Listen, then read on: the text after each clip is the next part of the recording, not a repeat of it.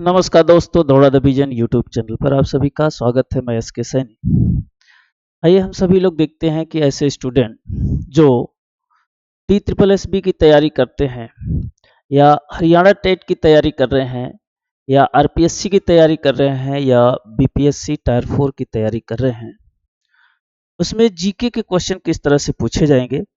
GK के question में आज आपको सामान्य ज्ञान यानी जनरल अवेयरनेस का क्वेश्चन है। पहला क्वेश्चन कुछ इस तरह से इंग्लिश में दिया हुआ है। ब्लैक सॉइल के बारे में पूछ रहा है, काली मिट्टी क्या है। तो पहले इंग्लिश में आप क्वेश्चन देखेंगे, यहाँ पे दिया हुआ है, उसके आंसर दिए हुए हैं। हिंदी में भी हम लोग देखते हैं।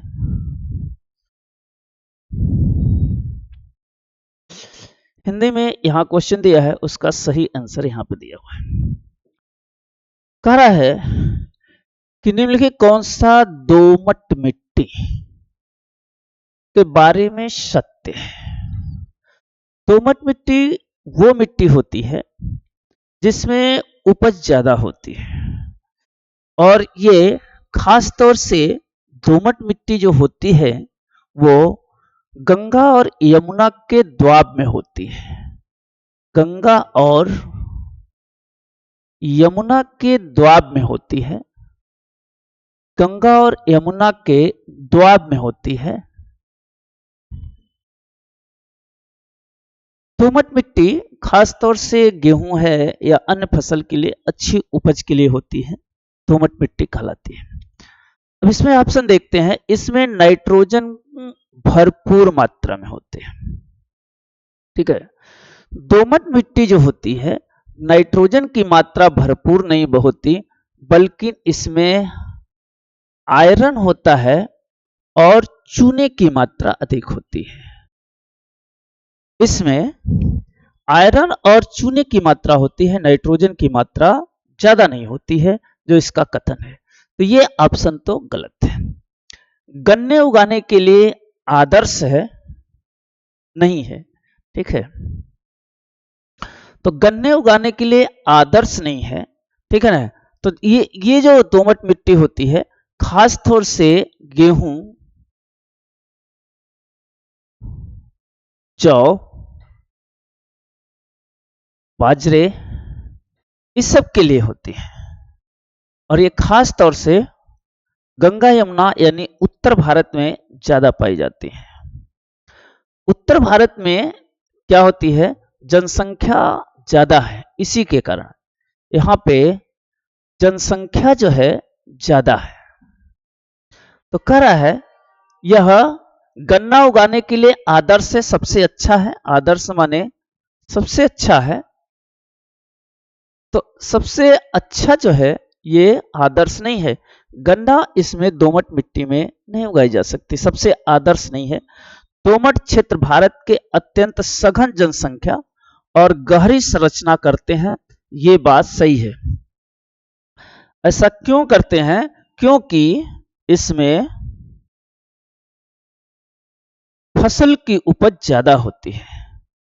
फसल की उपज ज्यादा होती है, फसल की उपज ज्यादा होती है, इसीलिए इस क्षेत्र में जो जनसंख्या होती है ज्यादा निवास करती है।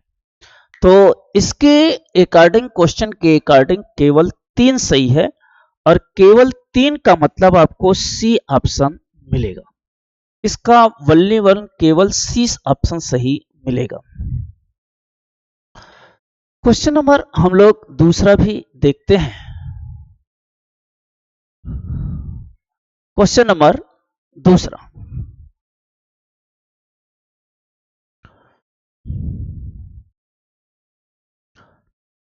यहां पर कह रहा है अपने बनने के संबंध में निम्नलिखित में से कौन सा गलत है। इंग्लिश में यहां दिया हुआ है, ये 4 प्रोजेक्ट है, 4 प्रोजेक्ट में से कौन सा गलत पूछा हुआ है। तो देखिए, एक ऑप्शन आपको यहां पर है, बाकी 3 ऑप्शन यहां। पहले पढ़ते हैं, अपने बनने के संबंध में निम्नलिखित में से कौन सा गलत क्वेश्चन पूछा है। आपको गलत क्वेश्चन पूछा है कि इन चारों ऑप्शन में से गलत कौन सा है। वन्यजीव संरक्षण अधिनियम 1972 में बना था, सही है। बाघ परियोजना 1973, ये भी सही है। हाथी परियोजना बना था 1992 में, ये भी सही है। तीनों सही है इसमें, ठीक है ना। इसमें जो ऑप्शन है वो तीनों ऑप्शन सही है। इसका चौथा ऑप्शन जो है पर्यावरण संरक्षण अधिनियम 1984, पर्यावरण संरक्षण अधिनियम 1984 नहीं है, बल्कि ये क्या है, 1986 है। तो ये ऑप्शन गलत है आपका। सबसे गलत जो ऑप्शन है वो डी ऑप्शन है, और आपसे गलत ऑप्शन पूछ ही रहा था। तो इसका जो ऑप्शन गलत मिलेगा वो पर्यावरण संरक्षण अधिनियम 1984 नहीं है, बल्कि क्या है, 1986 है। इसलिए इसका डी ऑप्शन गलत है। इसके बाद देखिए क्वेश्चन अगला,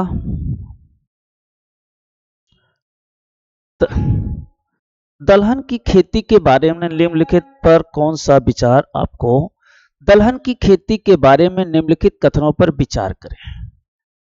दलहन जो है कि खेती के बारे में, दलहन की खेती क्या होती है, या कम नमी की आवश्यकता होती है, ये भी बात सही है।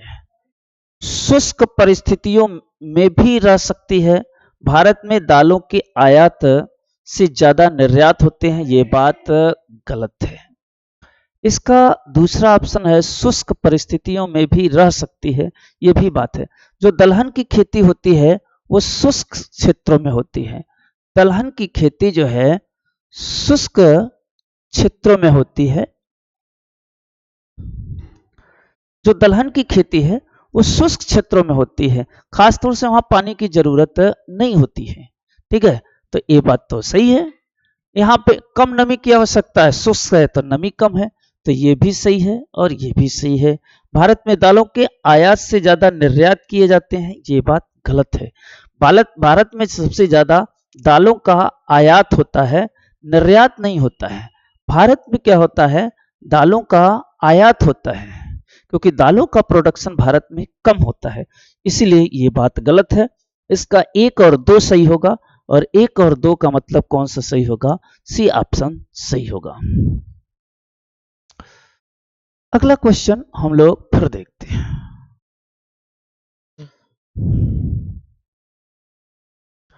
यहां जो है कुछ मिनरल है जो आपको इस तरह से मैच कराना है।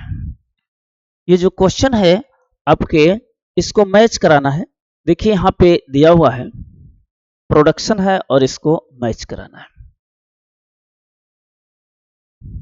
वैसे इसका सारे ऑप्शन गलत है, ये ध्यान रखना है। जो सोना का प्रोडक्शन होता है यह है कोलार और हट्टी। भारत में 2 सोनों की खानें हैं, एक है कोलार और हट्टी। भारत में ये 2 कोयले की खानें हैं जो कहां पे हैं, कर्नाटक राज्य में स्थित है।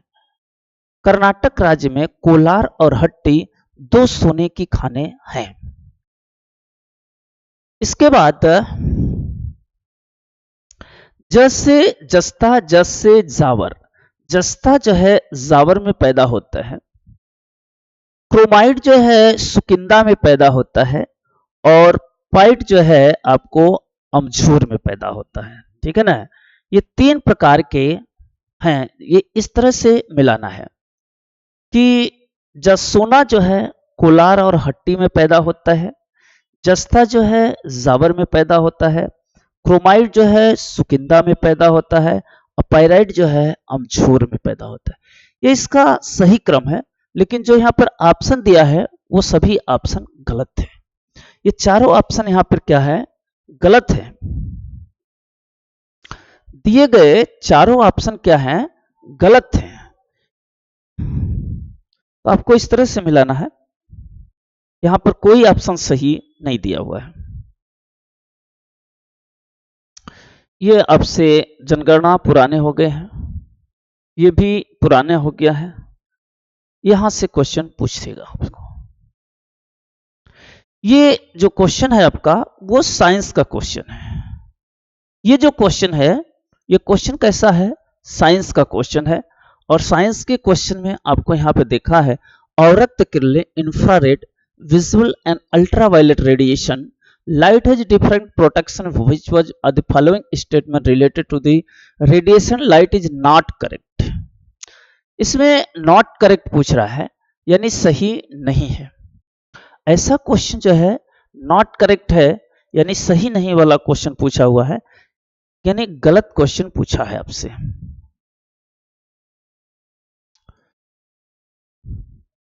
अवरक्त दृश्य और पराबैंगनी किरणें प्रकाश की विभिन्न विशेषताएं होती हैं। इन किरणों के संबंध में निम्नलिखित में से कौन सा सत्य नहीं है? सत्य नहीं है मतलब है आपसे गलत पूछा हुआ। यह सत्य नहीं है। सत्य नहीं होने का मतलब आपसे क्या पूछा है? गलत पूछा हुआ है प्रश्न। कौन सा प्रश्न गलत होगा? पहला है अवरक्त की तरंगदैर्घ्य पराबैंगनी किरणों से अधिक होती है। सही है। इंफ्रारेड की जो तरंगदैर्घ्य है पराबैंगनी की तरंगदैर्घ्य दृश्य प्रकाश से कम होती है। भी सही है। दृश्य प्रकाश की फोटान ऊर्जा अवरक्त प्रकाश से अधिक होती है। सही है। पराबैंगनी की फोटान ऊर्जा, पराबैंगनी माने अल्ट्रावायलेट रे, ठीक है। Photon energy of the ultraviolet, ultraviolet की जो फोटान एनर्जी होती है वो लेस होती है देन द विजुअल लाइट। ये गलत है। ये विजुअल लाइट से इसकी जो एनर्जी होती है फोटान एनर्जी क्या होती है? ज्यादा होती है। जो ये कम होती है लिखा हुआ है ये गलत है। जो पराबैंगनी की फोटान एनर्जी है वो लाइट से कम नहीं होती है बल्कि क्या होती है? ज्यादा होती है, एक्सेस होती है। इसलिए ये ऑप्शन आपको गलत है। गलत हमसे पूछा ही है। अगर गलत ऑप्शन पूछा है तो हम उसका जवाब भी कैसा देंगे? गलत ही देंगे। और गलत जवाब देंगे तो इसका ऑप्शन कौन सा आएगा? डी ऑप्शन सही होगा। इसका ऑप्शन जो आपको सही मिलेगा डी ऑप्शन मिलेगा, क्योंकि जो फोटान का पराबैंगनी अल्ट्रावायलेट की एनर्जी होती है वो ज्यादा होती है। क्वेश्चन नंबर यहाँ पे 9 है। विश्व विकास रिपोर्ट द्वारा जारी किया जाता है, यानी वर्ल्ड डेवलपमेंट रिपोर्ट कौन जारी करता है? वर्ल्ड डेवलपमेंट रिपोर्ट जो जारी करता है वो विश्व बैंक करता है, वर्ल्ड बैंक करता है। ये कहाँ है? यह यूएस में है, अमेरिका में स्थित है विश्व बैंक। ठीक है। यूएनओ और विश्व बैंक दोनों जो है आपके वहीं पर स्थित है। और तो वो जो है विकास रिपोर्ट जारी करता है। Read the following statement.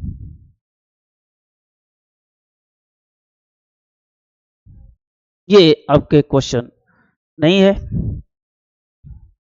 ये क्वेश्चन आपके पूछे जा सकते हैं। ये क्वेश्चन नंबर 11 देखिए।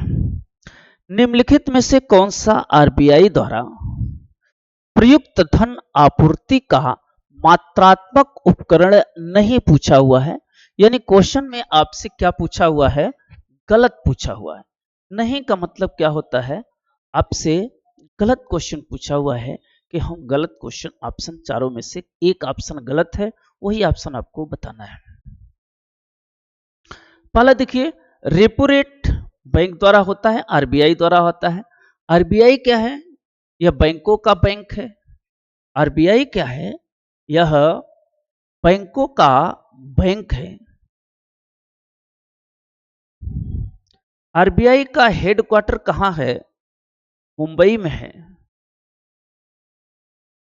यह सभी बैंकों को क्या करता है? रेगुलेट करता है। तो यह कैसे रेगुलेट करता है? एक तो रेपो रेट है, बैंक दर है, एक बैंक रेट है, एक है रेपो रेट है, एक खुले बाजार परिचालन करता है। ठीक है। ओपन मार्केट ऑपरेशन का काम करता है। इसमें आपको जो है पुराने या नए जो है पत्र होते हैं उसको करता है। मार्जिनल आवश्यकता, जो मार्जिन की आवश्यकता होती है वो काम ये नहीं करता है। यानी डी वाला ऑप्शन काम नहीं करता और ये हमसे नहीं पूछा ही है तो इसका मार्जिन आवश्यकता नहीं करता है। इसका ऑप्शन आएगा डी।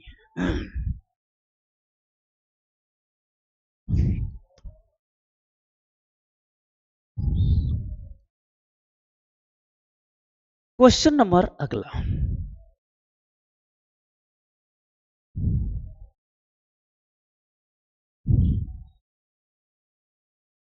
निम्नलिखित में से कौन से धन के उदाहरण हैं? कौन सा धन के उदाहरण है? मुद्रा, नोट और सिक्के है, ठीक है। मुद्रा, नोट और सिक्के हैं, बचत खाता जमाएं हैं, फिक्स डिपॉजिट ये नहीं है, चालू खाता जमाएं ये है। तो 1 2 4, 1 2 4 का मतलब आपको डी ऑप्शन सही होगा। इसका जो आपके धन के मनी की जो एग्जाम्पल है वो मनी, नोट और सिक्के भी हैं। बचत जो आप पैसा जमा करते हैं वो है। फिक्स जो डिपॉजिट करते हैं वो जो है मनी का नहीं होता है, बल्कि वो क्या करता है, बैंक जो है इंटरेस्ट पर लेकर के लगाता है और जो वहां से ब्याज आता है उस पर आपको ब्याज देता है। तो ये मनी नहीं है।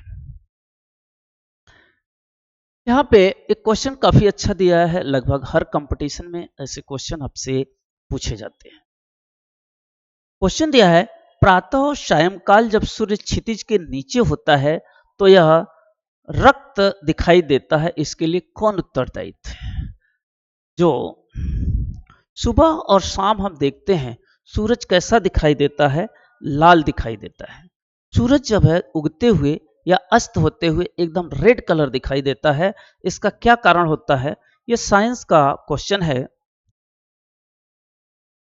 यहां पे आपको dispersion of light, reflection, refraction, dispersion और स्कैटरेटेड। स्कैटरेटेड माने फैलाव होता है, डिस्पर्शन माने भी प्रकाश का अपवर्तन होता है। तो ये जो होता है ये प्रकीर्णन के कारण होता है, स्कैटरेटेड के कारण होता है। यह जो होता है प्रकाश का प्रकीर्णन, स्कैटरेटेड, प्रकीर्णन माने होता है फैल जाना, प्रकीर्णन के कारण होता है फैल जाना। जब सूरज दूर होता है तो वहां चलने वाली प्रकाश की किरणें क्या होती है, स्कैटरेटेड हो जाती हैं, फैल जाती हैं, जिससे क्या होता है कि सूरज जो है जो दिखाई पड़ता है क्षितिज के नीचे दिखाई पड़ता है और लाल कलर का दिखाई पड़ता है, वो स्कैटरेटेड के कारण होता है। परावर्तन का मतलब होता है लौट जाना। जब प्रकाश की किरणें किसी दर्पण से इस तरह से आती हैं और यहां से लौट जाती हैं तो इसे हम कहते हैं परावर्तन। अपवर्तन होता है, दो माध्यम होता है, मान लो यह एयर है और यह वाटर है। ये जो प्रकाश की किरण एक माध्यम से दूसरे माध्यम में अपवर्तन की क्रिया होती है, यह हमेशा मिरर में होता है। दर्पण में यह क्रिया होती है, यह हमेशा क्रिया लेंसेस में होती है। तो लेंस में क्रिया होती है वो अपवर्तन की क्रिया, जो मिरर में क्रिया होती है परावर्तन की क्रिया। इसी कारण से हम लोग क्या करते हैं, अपना चेहरा मिरर में देख सकते हैं। परावर्तन की क्रिया नहीं होती तो हम जो है अपने चेहरे को मिरर में नहीं देख पाते। ठीक, क्वेश्चन कई पूछता है यहाँ पे कि आपका मिरर दो तरह से होता है, खास तौर से एग्जाम्पल पूछा हुआ है। एक क्वेश्चन पूछता है ड्राइवर की सीट के बगल में कौन सा दर्पण लगा होता है, वो हमेशा उत्तल दर्पण लगा होता है। ठीक है, जो आप मिरर अवतल दर्पण क्या होते हैं, जब आप बाल कटवाने जाते हैं तो वहां पे जो दर्पण लगा होता है वो कौन सा दर्पण होता है, अवतल दर्पण। या ईएनटी डिपार्टमेंट कौन सा यूज करते हैं, अवतल दर्पण का उपयोग करते हैं, अवतल।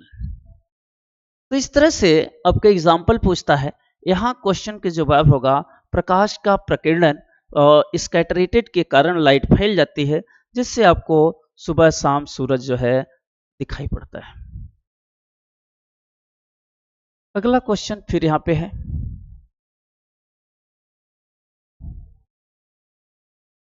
प्रकाश और ऑप्टिक्स के बारे में असत्य कथन को बताइए। यहां भी सवाल आपको अच्छा दिया हुआ है।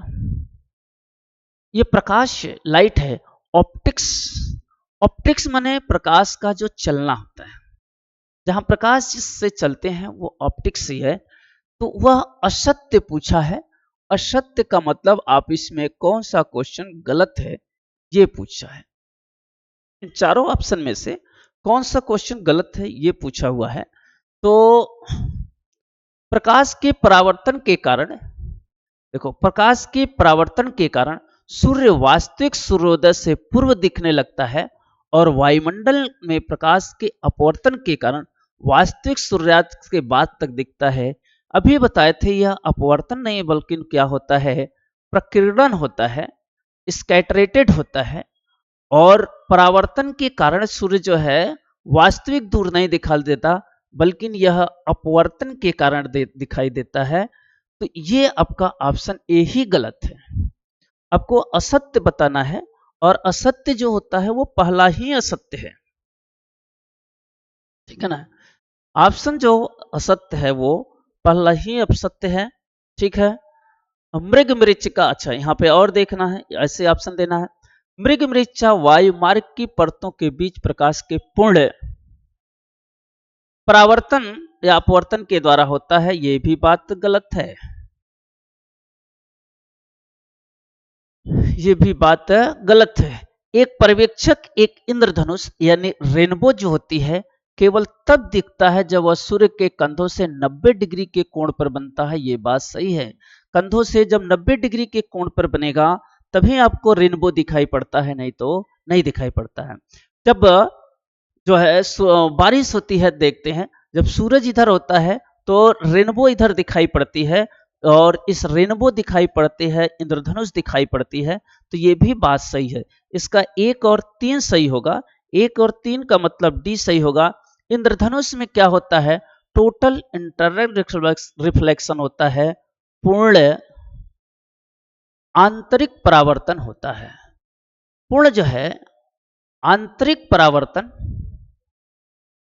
पूर्ण जो है आंतरिक परावर्तन रेनबो में होता है। कई बार आपसे क्वेश्चन ये पूछ चुका है। तो इसका जो ऑप्शन ए भी सही होगा और तीसरा भी सही होगा। तो 1 और 3 सही होने के कारण कौन सा सही हुआ, इसका डी ऑप्शन सही हुए। इसका जो ऑप्शन सही हुआ आपको डी ऑप्शन सही होगा, 1 और 3। Sound wave can not travel through a, काफी अच्छा सवाल है। ध्वनि जो है कहां पे चल नहीं सकती है, ध्वनि तरंगे विचरण नहीं कर सकती है।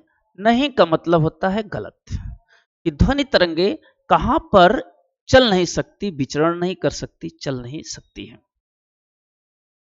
देखो, साउंड को चलने के लिए मीडियम की जरूरत होती है और यह माध्यम की जरूरत होती है। और यह माध्यम जो होता है सॉलिड है, लिक्विड है और गैसेस है। 3 माध्यम होती है, ठोस है, द्रव है और गैस है। इन तीनों माध्यम में जो है ध्वनि तरंगे चलती हैं। साउंड वेव जो होती है 3 माध्यम में चलती है। अगर ऑर्डर वाइज लिखा तो ये डिक्रीजिंग ऑर्डर में है, सबसे ज्यादा ठोस से, सॉलिड में सबसे ज्यादा, फिर जो है लिक्विड में और फिर गैसेस में। यह डिक्रीजिंग ऑर्डर में घटते क्रम है। सबसे ज्यादा जो है इसमें चलेगी, सबसे ज्यादा ध्वनि तरंगे इसमें चलती है और सबसे कम जो है इसमें होती है। सबसे कम ध्वनि तरंगे यहाँ पे चलती है, तो ये डिक्रीजिंग ऑर्डर में है। तो ध्वनि तरंगे विचरण नहीं कर सकती। इन 3 माध्यमों के अलावा और कोई तीसरा माध्यम होगा, चौथा माध्यम होगा तो उसमें ध्वनि तरंगे नहीं चलेंगे। जैसे एक होता है वैक्यूम, निर्वात, एक होता है निर्वात यानी वैक्यूम। निर्वात में ध्वनि तरंगे नहीं चलती है। निर्वात एक ऐसा है जहां पे वायुमंडल नहीं पाया जाता, वायुमंडल नहीं पाया जाता। अगर वायुमंडल नहीं पाया जाएगा तो क्या होता है वहां पे, जहां पर वायुमंडल नहीं पाता है, पृथ्वी से लगभग 500 किलोमीटर के ऊपर वहां पर कोई गैसें नहीं है और वहां पे ध्वनि तरंगे नहीं चल सकती, केवल अल्ट्रावायलेट रे चलती है। इस निर्वात में केवल अल्ट्रावायलेट रे चलती है, यूवी लाइट चलती है, बाकी और कुछ नहीं चलती। अल्ट्रावायलेट रे माने, ठीक है, यूवी लाइट जो है चलती है निर्वात में, यानी सनलाइट चलती है, लाइट चलती है, प्रकाश चलती है। सूर्य का प्रकाश जो है, लाइट प्रकाश, सूर्य का प्रकाश जो है इस निर्वात में चल सकता है और इसे कहते हैं इलेक्ट्रोमैग्नेटिक वेव। विद्युत चुंबकीय तरंगे ही चल सकती हैं और कोई नहीं चल सकती। ऐसे में इस तरंग को कहते हैं इलेक्ट्रोमैग्नेटिक वेव।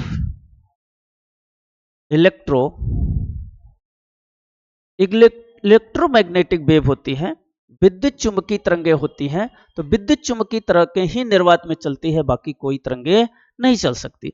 तो कोई तरंगे और नहीं चल सकती। तो यहां पर देखिए, वायु में तांबा सॉलिड है, चांदी में चलती है, यह भी सही है। निर्वात में लकड़ी और खोखला पाइप, इसमें ध्वनि तरंगे, जहां पर निर्वात है यहां पे ओनली वन केवल इलेक्ट्रोमैग्नेटिक वेव चलेंगी, बाकी साउंड वेव नहीं चलती है।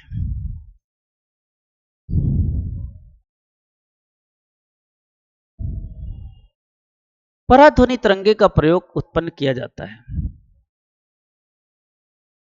देखो, अल्ट्रासोनिक वेव, वेव जो है तीन तरह से होती है। जो वेव होती है, वेव माने तरंगे, यह तीन तरंगे से होते हैं। सोनिक वेव, ठीक है, पैरासोनिक वेव और अल्ट्रासोनिक वेव। यहां से सोनिक वेव कहते हैं। सोनिक वेव माने श्रव्य तरंगे जिसे हम सुन सकते हैं, इसे हम कहते हैं श्रव्य तरंगे। यही तरंगे मानव जो है सुनता है। मानव जो है जो सुनता है, यही श्रव्य तरंगे सुनता है। एक है पैरासोनिक वेव। पैरासोनिक वेव को कहते हैं अपश्रव्य तरंगे। इन तरंगों को मानव नहीं सुन सकता। इन तरंगों को मानव नहीं सुन सकता, नहीं सुनता है, क्योंकि इनकी जो है 20 हर्ट्ज से कम होती है साउंड। इनका 20 हर्ट्ज से 20,000 हर्ट्ज तक होती है साउंड वेव होता है। और एक है अल्ट्रासोनिक वेव। अल्ट्रासोनिक वेव, ये तरंगे जो है, उल्टा लिखे हैं, पैरा, ठीक है,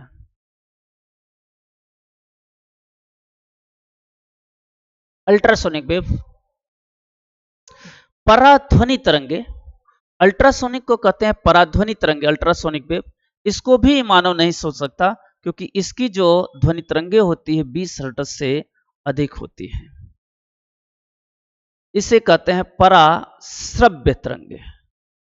पराश्रव्य तरंगे होती हैं। परा यहां पे दिया पराध्वनि तरंगे।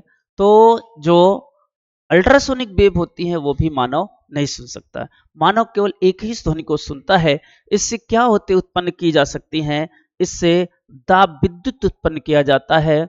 पैरोलॉजिकल मटेरियल, ये होता है पैरोलॉजिकल इलेक्ट्रिक मटेरियल उत्पन्न किया जाता है। सी ऑप्शन सही होगा। दाब विद्युत प्रभाव उत्पन्न किया जाता है, प्रेशर उत्पन्न किया जाता है। तो इसका जो ऑप्शन आएगा वो सी ऑप्शन मिलेगा। क्वेश्चन नंबर अगला देखते हैं। भारत में निम्नलिखित किस स्थानों पर न्यूनतम वर्षा होती है? यह ध्यान रखें, भारत में सबसे कम वर्षा लेह लद्दाख में होती है। सबसे कम वर्षा लेह लद्दाख में होती है, क्योंकि यह सबसे ऊंचाई वाला क्षेत्र है और ऊंचाई वाले क्षेत्र होती है, यहां पर टेम्परेचर कम होने के कारण यहां पर बारिश नहीं होती है, बिल्कुल न के बराबर होती है। तो यहां पर दिया हुआ है लद्दाख। लद्दाख में बारिश सबसे कम होती है। क्वेश्चन नंबर अगला, एक कम्युनिटी है गुज्जर कम्युनिटी।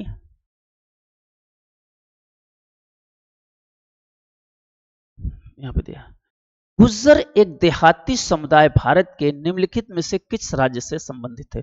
गुज्जर जो है यहां पर एक जाति के रूप में डिनोटेड किया गया है। गुज्जर गुजरात, राजस्थान, ये जम्मू और कश्मीर की जातियां हैं गुज्जर, जो भेड़ और बकरी पालते थे। जो जानवरों को पालते थे, यानी भेड़ और बकरी को पालते थे, गुज्जर। तो गुज्जर एक जाति है जो जम्मू और कश्मीर में प्रायः पाई जाती है। अगला क्वेश्चन फिर देखेंगे।